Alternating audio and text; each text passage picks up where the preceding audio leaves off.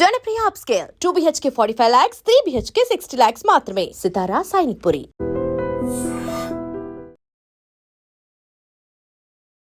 నమస్తే, welcome to I dream talking point with కవిత.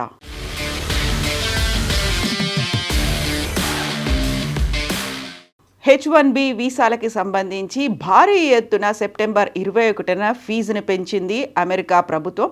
$15,000 నుంచి $1,00,000 పెంచింది. ఈ నేపథ్యంలో సర్వత్రా విమర్శలు, ఆందోళనలు, నిరసనలు వ్యక్తమయ్యాయి. ఎట్ ద సేమ్ టైం అమెరికాలో ఉన్నటువంటి ఛాంబర్ ఆఫ్ కామర్స్ కూడా తాము కోర్టు మెట్లెక్కుతున్నట్టుగా అనౌన్స్ చేసింది. అటు ప్రతిపక్షాలు కావచ్చు, ఇటు స్వపక్షంతో పాటుగా ఛాంబర్ ఆఫ్ కామర్స్, ఇండస్ట్రియలిస్టులు అందరూ ఆందోళన వ్యక్తం చేశారు. కోర్టు మెట్లెక్కుతున్నటువంటి తరుణంలో కాస్త ఊరట కలిగించే అంశాన్ని US citizenship and immigration services announce చేసింది. H1B వీసాకి సంబంధించి $1,00,000 ఉన్నటువంటి ఫీజులో మినహాయింపు ఎవరికి ఉంది, ఎవరికి ఆ ఫీజు వర్తిస్తుంది అనేటువంటి అంశాలని వెల్లడించింది. సెప్టెంబర్ 21న దీనికి సంబంధించి ప్రెసిడెన్షియల్ ప్రొక్లమేషన్ ద్వారా ఫీజుని $15,000 నుంచి $1,00,000 పెంచింది. అంటే ఆల్మోస్ట్ 1 నుంచి $6 లక్షల లోపు అయిపోయేదా 1 నుంచి $6 లక్షల లోపు అయిపోయేదాన్ని 88 లక్షలకు పెంచిన తర్వాత ప్రతి ఒక్కరిలోనూ ఆందోళన వ్యక్తమైంది. ఈ నేపథ్యంలోనే H1B వీసాలకి సంబంధించి ఆ ఫీజు వర్తింపు మినహాయింపులకు సంబంధించినటువంటి లెక్కల్ని ఇప్పుడు అమెరికా అనౌన్స్ చేసింది. దాని ప్రకారం అయితే విదేశీ విద్యార్థులు ఎవరైతే అమెరికాలో చదువుకుంటూ ఉంటారో వారికి H1B వీసాకి సంబంధించి సరికొత్త ఫీజు వర్తించదు అనే మాట చెప్పింది.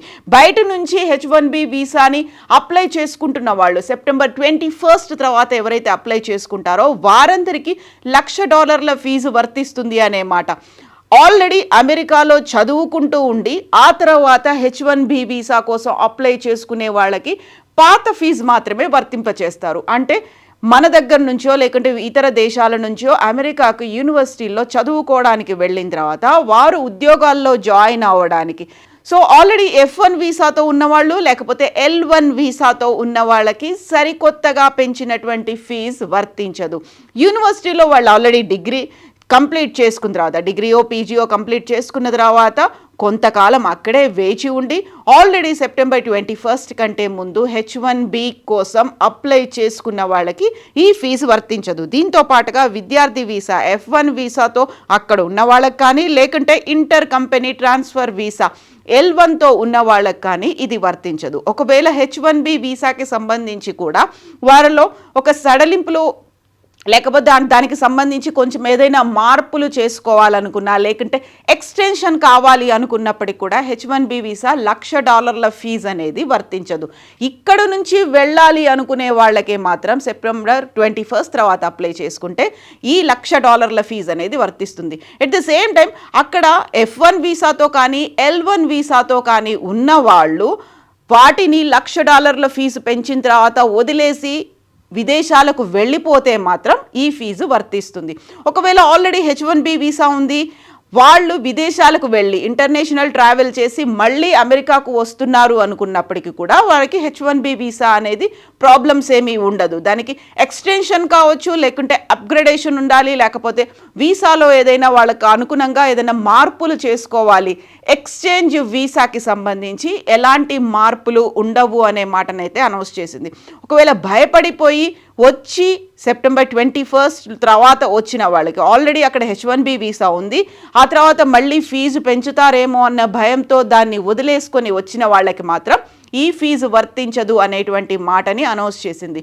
ఇది కూడా కరెక్ట్గా సెప్టెంబర్ 21న ప్రొక్లమేషన్ ఆర్డర్ ద్వారా ఈ ఇన్ఫర్మేషన్ ప్రెసిడెన్షియల్ ప్రొక్లమేషన్ ద్వారా ఫీజు పెంపుదలని వస్తూ ఒక ఆర్డర్ అయితే వచ్చింది. ఆ తర్వాత కరెక్ట్గా నెల రోజుల వ్యవధిలోనే అక్టోబర్ 20వ తారీఖున విధి విధానాలు ఏంటి అనే దాన్ని అయితే ఇప్పుడు US citizenship and immigration services announce చేసింది.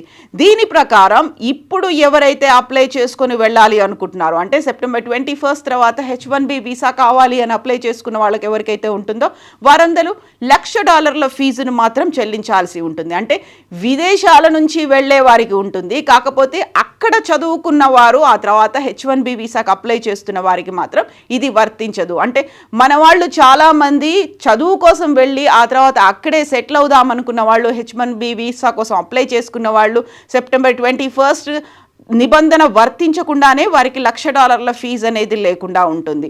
ఇవన్నీ కూడా అక్కడ ఛాంబర్ ఆఫ్ కామర్స్ ఆందోళన వ్యక్తం చేసింది. దీనివల్ల మనకు కావాల్సినటువంటి ఒక పొటెన్షియల్ అయినటువంటి క్యాండిడేట్స్ లభించట్లేదు అనే మాటతో పాటుగా H1B వీసా మీద బోల్డ్ అంత ఆందోళన వ్యక్తమవుతోంది.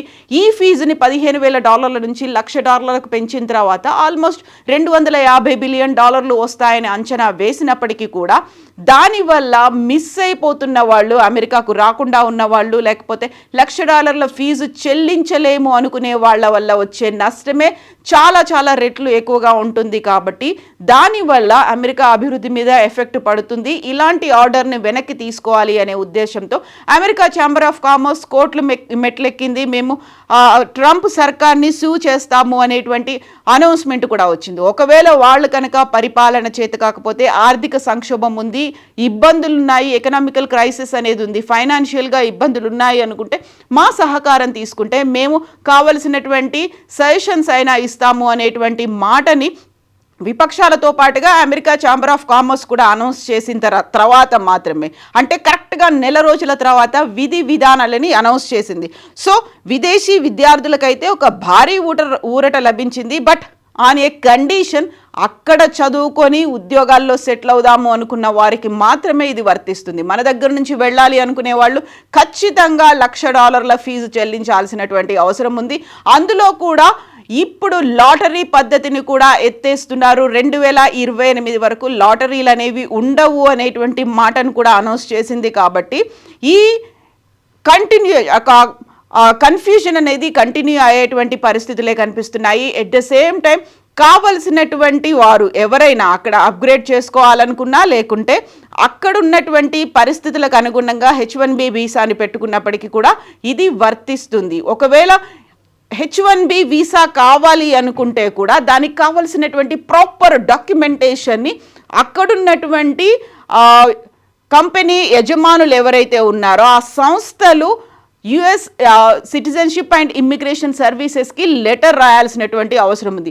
ఆ ఉద్యోగి ఎందుకని H1B వీసాకి అర్హుడు అనేటువంటి దానికి సంబంధించి ఎక్స్ప్లెనేషన్ లెటర్ ఇవ్వాలి. అలాంటి అర్హతలు కలిగినటువంటి వ్యక్తి ఇంకెవరు అమెరికాలో లేరు. కాబట్టి that person is the correct person అనేటువంటి ఒక మాటతో లెటర్ ఇవ్వాల్సినటువంటి అవసరం ఉంది. అలాంటి క్వాలిఫికేషన్ కావచ్చు, అంత మెరుగైనటువంటి ఎక్స్పర్టీస్ అనేది ఇంకా ఎవరి దగ్గర లేదు. కాబట్టి ఆ పర్సన్ మాత్రమే కరెక్ట్ ఐడియల్ క్యాండిడేట్ అనేటువంటి మాటను కూడా అందులో ఎక్స్ప్లెనేషన్లో ఆ లెటర్లో మెన్షన్ చేయాలి అనేటువంటి మాట కూడా చెప్పింది. ఓవరాల్గా అయితే ఇప్పుడు లాటరీ పద్ధతి కూడా లేదు, 2028 వరకు లాటరీలు కూడా లేవు అని చెప్పిన తర్వాత వచ్చినటువంటి కాస్తంత ఊరట ఇది. బట్ ఆశలు మాత్రం ఇంకా పోలేదు. ఎందుకంటే దీనికి సంబంధించి కోర్టుకు వెళ్తాము అని చెప్పిన తర్వాత ఆ ప్రాసెస్ అనేది కూడా ఇంకా కంటిన్యూ అవుతూనే ఉంది. కాబట్టి దీంట్లో కూడా కొంచెం ఎగ్జంప్షన్ ఏమైనా ఉండొచ్చేమో అనేటువంటి భావనలు కూడా వ్యక్తమవుతున్నాయి.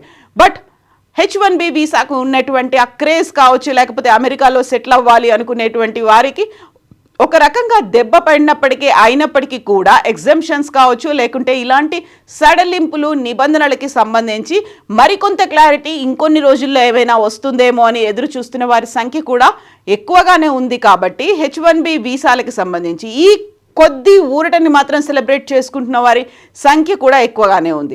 సో H1B వీసాకి సంబంధించి విదేశీ విద్యార్థులకు ఇచ్చినటువంటి ఈ ఊరట గురించి మీరేమనుకుంటున్నారు? ట్రంప్ మళ్ళీ ఆ $1,00,000 ఫీజుకి సంబంధించి కొద్దిగా వెనకడుగు వేస్తారా? ఏం భావిస్తున్నారు? మీరేమనుకుంటున్నారో కామెంట్స్ రూపంలో తెలియచేయండి. నిజంగా ప్రస్తుతం ఉన్నటువంటి సమాజం దేనికి ప్రయారిటీ ఇస్తుంది? ఆర్థిక సంబంధాల చుట్టూ మాత్రమే తిరుగుతుంది. మళ్ళీ ఎన్నికలంగానే చాలా విరక్తి కలుగుతాం. మంచి అనిపిస్తుంది కదా, లేడీస్ కూడా ఛాలెంజింగ్ జాబ్స్ చేసినప్పుడు చాలా బాగుంటది. ట్రాఫిక్ అసిస్టెంట్స్ గా నియమించిన ట్రాన్స్జెండర్స్ అందరితో సాల్యూట్ చేయించుకుంటున్నారు. ఫుడ్ డెలివరీ ఇవ్వటానికి వెళ్ళినటువంటి డెలివరీ బాయ్ అనిల్ పై కళ్ళ ముందు పెళ్ళండి